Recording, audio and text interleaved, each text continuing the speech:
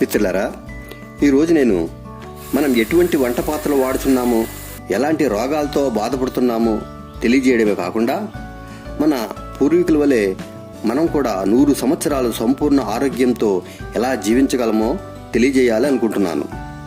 British వారు మన దేశంలో ప్రవేశించడానికి ముందు మన భారతీయులు గొప్ప బలశాలురుగా, యుద్ధ ప్రావీణ్యంతో సంపూర్ణ ఆరోగ్యవంతులుగా ఉండేవారు.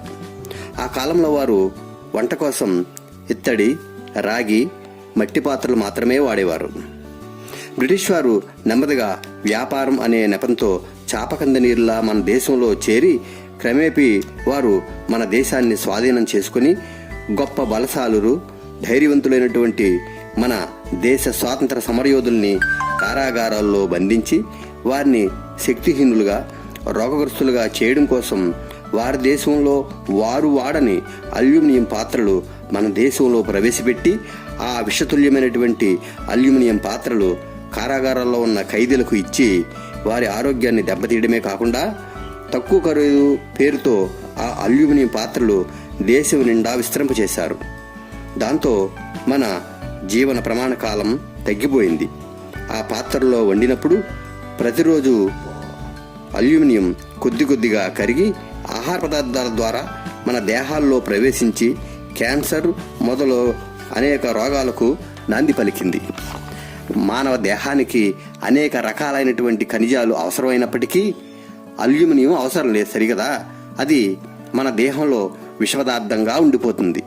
కాలక్రమేణా స్టీలు పాత్రలు కూడా వంట పాత్రలుగా చేరినాయి. స్టీలు పాత్రల్లో వంట చేయడం వలన వంట చేసేటప్పుడు అవి అధికమైన వేడిని ఉత్పన్నం చేయడంతో ఆహార పదార్థాల్లోని పోషక విలువలు కోల్పోతున్నాం. మానవ శరీరం ఆహార పదార్థాలు ఇంకా ఆరోగ్యం కోసం తీసుకునే మందుల్లో రాగి, ఇనుము, వెండి, స్వర్ణం రూపంలో ఉన్న ఖనిజాలను మాత్రమే అంగీకరిస్తుంది.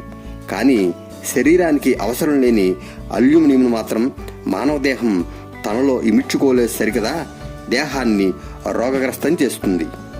కనుకనే సాధ్యమైనంత వరకు అల్యూమినియం వంట పాత్రలు విడిచిపెట్టి రాగి, ఇత్తడి, మట్టి వంటి వంట పాత్రలను మాత్రమే వాడటం ఎంతో శ్రేయస్కరం. ముఖ్యంగా మట్టి పాత్రలకు సూక్ష్మ రంధ్రాలు ఉండటం వలన వంట వండినప్పుడు తగిన వేడిని మాత్రమే ఉత్పన్నం చేయటమే కాకుండా పదార్థాలు రుచికరంగా, ఎక్కువ సమయం పాడైపోకుండా ఉంటాయి. చరిత్ర పునరావృతం అవుతుంది అనడంలో అతిశయోక్తి లేదు. ఇప్పుడు మరలా మన వాళ్ళంతా కుండ నీళ్లు, కుండ పెరుగు, కుండ బిర్యానీలు, కుండలో చేసినటువంటి చేపల పులుసు వంటి వాటి వైపు మొగ్గు చూపిస్తూ ఉన్నారు. ఇది మంచి శుభసూచనయే. ప్రస్తుత కాలంలో అత్యధికులు బీపీ, షుగరు, థైరాయిడ్, ఊబకాయం వంటి అనేక రోగాల నుండి విముక్తి పొందడానికి సిరిధాన్యాలు అని పిలువబడుతున్నటువంటి కొర్రలు, అండుకొర్రలు, సామలు, అరికెలు, ఊదలు అన్నంగా వండుకొని తినడానికి ఈ మట్టి కుండలే ఎంతో అనువుగా ఉంటున్నాయి. ఎందుకని అంటే ఈ సిరిధాన్యాలు అన్నం మట్టి కుండలో వండితే మాడిపోకుండా చక్కగా అవుతోంది కనుక. మాడిపోవటం అంటే జ్ఞాపకం వచ్చింది. నేటి ఆధునిక పరిశోధనలో తేలిన విషయం ఏమిటి అంటే పాత్రలో వండినటువంటి పదార్థాలు అడుగున నల్లగా మాడినట్లయినా ఆ మాడిన ఉప్మా, రోస్టెడ్ నాన్ వెజిటేరియన్ పదార్థాలు లాంటివి రుచిగా ఉన్నప్పటికీ అవి శరీరంలో క్యాన్సర్ కణజాలాలని వృద్ధి చేస్తాయని. అంటే మాడిన పదార్థం బొగ్గు అనగా కర్బనం అన్నమాట. అది మనకి జీర్ణం అవ్వదు సరికదా, క్యాన్సర్ను పెంచేలా ప్రేరేపిస్తుంది.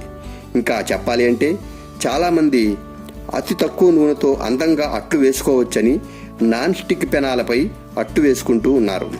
కానీ కొద్ది కొద్దిగా ఆ పెనాలపైన వేసినటువంటి కోటింగ్ కూడా కరిగి ఆహార పదార్థాలతో పాటు మనలో చేరుకుని క్యాన్సర్ కారణం అవుతుంది.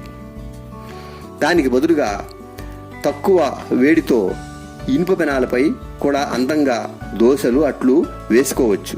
కనుక మనం మన పూర్వీకుల వలె మరలా బలంగా, దృఢంగా ఉండటమే కాకుండా రోగాలు లేకుండా రోగరహితంగా ఉండాలి అంటే మనం మన ఆహార పదార్థాలను ఇత్తడి, రాగి లేదా మట్టి పాత్రలో వండుకుంటే పూర్ణ ఆయుష్తో ఆరోగ్యంగా జీవించగలం.